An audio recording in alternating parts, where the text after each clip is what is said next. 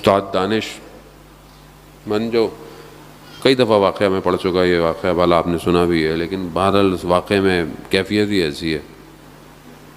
کہتے ہیں جوان اپنے گھر میں تھا، دیکھا بیل بجائی، کیمرے والا جو تھا وہ بیل تھی، اس کی تصویر آتی تھی. اس نے دیکھا کہ ایک خوبصورت عربی جوان کھڑا ہوا ہے. کہا کون؟ کہا میں تمہارا امام ہوں، تمہارے گھر آ سکتا ہوں؟ کہا مولا. کہا 5 منٹ. گھر کو، چیزوں کو سمیٹا، جو چیزیں امام کو پسند نہیں انہیں چھپایا، چیزوں کو صحیح کرتے کرتے کرتے ٹائم لگ گیا. جیسے ہی باہر جا کے دیکھا امام گلی کے کونے پہ کھڑے ہوئے ہیں، خدا کی بارگاہ میں گریہ کر رہے ہیں. مولا اے میرے پروردگار، میں آیا، میں نے سب کا دروازہ کھٹکھٹایا. کوئی کہتا ہے 2 منٹ، کوئی کہتا ہے 3 منٹ.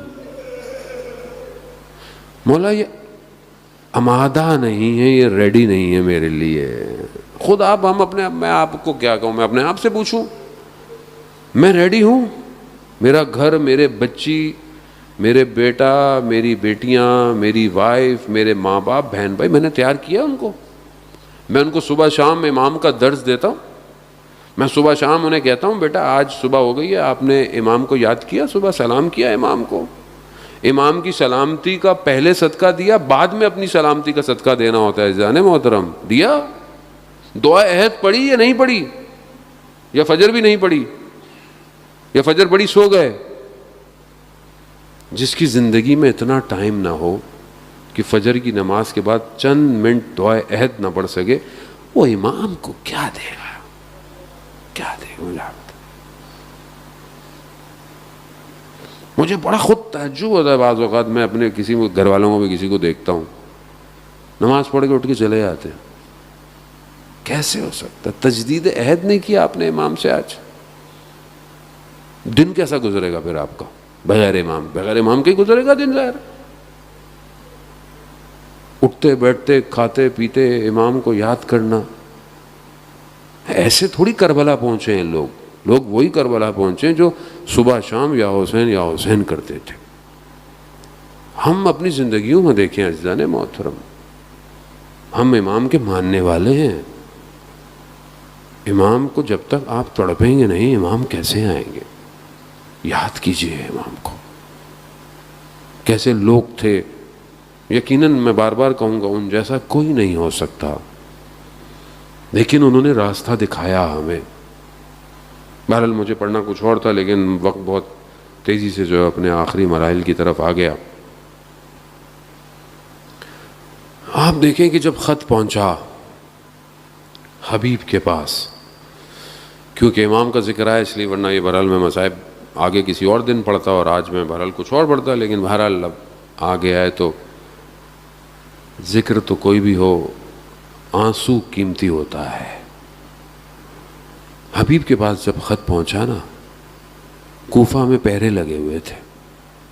حبیب نے جیسے ہی خط دیکھا، حبیب کے وجود میں عشق کی آگ ایسی لگی، کیونکہ حبیب بچپن کے دوست تھے امام کے. حبیب سے رہا نہیں گیا. حبیب نے اپنے خادم کو سواری لے کر شہر سے باہر، کہتے ہیں حبیب بازار گئے، نکلے بازار کی طرف، دیکھا مسلم ابن اوسجہ کو، وہ بھی پرانے دوست تھے. کہا مسلم کہاں؟ کہا خضاب لینے آیا ہوں.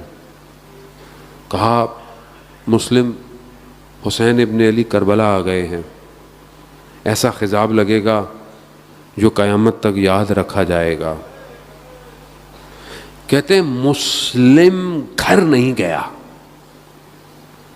وہیں سے جب پیغام ملا نا، مسلم نے وہیں سے حرکت شروع کر دی.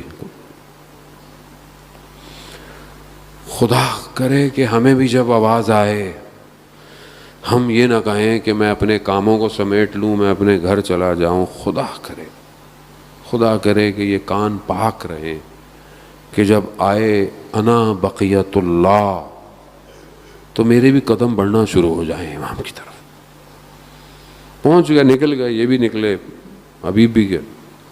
وہاں کیا عالم ہے؟ وہاں دشمن لشکر سینکڑوں کی تعداد میں بڑھتے جا رہا ہے، بڑھتا جا رہا ہے. اور یہاں کیا ہے؟ کوئی بھی نہیں. غربت امام حسین ہے، کوئی آ ہی نہیں رہا. پھر بھی ایک پرچم بچا کے رکھا ہوا ہے کہ جیسا کہ امام جانتے ہوں کہ کس نے آنا ہے. دھول اٹھی، جب ہٹی تو دیکھا کہ حبیب ہیں. خوشی دوڑ گئی، خوشی کی لہر دوڑ گئی. استقبال کیا گیا ہے حبیب کا. کیوں؟ کہ ایک شخص لشکر حسین ابن علی میں اضافہ ہو گیا ہے. اب یہ جب صدائیں اٹھیں تو خیموں تک بھی گئیں. سلام ہو علی کی بیٹیوں پر قربت کے عالم میں. کیا شان و شوقت سے یہ مدینہ سے سوار ہوئی تھیں.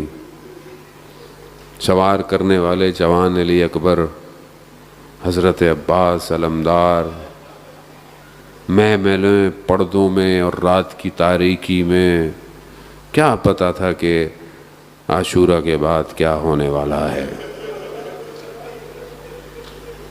بی بی نے کہا حضرت فضہ سے کہ فضہ باہر کیسا شور ہے، کیسی آوازیں ہیں.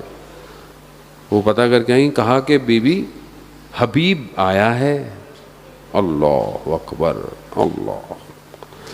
حضرت زینب نے کہا فضہ، اماں فضہ، حبیب کو ہمارا سلام پہنچائیے. حبیب کو جب یہ پیغام پہنچا نا، حبیب بیٹھ گیا. کربلا کی خاک کو اٹھایا، سر پہ رکھا. کہا پروردگار، یہ کیسے دن آ گئے ہیں علی کی بیٹیاں. اللہ. یا امام زمان. ہاں عزاداران محترم، کتنے مختلف مقامات ہیں کہ جہاں ان بیٹیوں کا کتنا خیال کیا گیا ہے. مگر ان بیٹیوں نے مشکلات بچپن سے دیکھی ہیں. ام المصائب ہیں. بہرحال آپ پورے 2 مہینے 8 دن مصائب سنتے رہیں گے. بہرحال ہمیں بھی تو ظاہر اپنی نوکری کرنی ہے، اور ایک دسترخوان جو آج کے دن کھل رہا ہے اس سے رزق لینا ہے نا. اپنا رزق لینا ہے. ماہ محرم میں اپنے آپ کو قید مت کیجیے گا کہ مجلس میں جاؤں گا تو روؤں گا. نہیں. جب کوئی بات یاد آئے، جب کوئی نوحہ سن رہے ہوں، جب کوئی ذکر آئے، روئیں. خدا مغفرت کرے میرے چچا، مجھے یاد ہے میں بہت بچپن سے جب بھی ان کو دیکھتا تھا اور جب کبھی صبح ان کے ساتھ ناشتہ کر رہا ہوتا تھا، میں دیکھتا تھا صبح سے وہ گریا شروع کرتے تھے. کھانا کھاتے جاتے تھے اور کہتے تھے کہ علی اکبر. تو ہائے غربت مولا. کیوں؟ کیونکہ اپنے وجود کو قربان کرنے والا انتظار نہیں کرتا کب رونا ہے. یہاں ہر وقت گریا ہے، اور یہ گریا بہت ضروری ہے عزیزان محترم. یہ پاک کرتا ہے. کہ کل مجھے فرصت ملی تو میں آپ کو بتاؤں گا. یہ پاک کرتا ہے. میں آپ کو نہیں کہوں گا، میں خود ایک آدمی خطا کار ہے، گناہ گار ہے، دل سخت ہے. ظاہر ہے دنیا کی چیزوں میں انسان کا دل سخت ہو جاتا ہے. کتنا سخت ہے ایک آدمی کے لیے آنسو بہانا. آسان نہیں ہے. میں آپ کو بتا رہا ہوں، یہ اگر آپ سائنس کے طور پر بھی اس کو ریسرچ کریں نا، کہ آنسو نکلنا آسان نہیں ہوتے. آنسو نہیں نکلتے، اور خاص طور پہ دل سخت ہو جائے.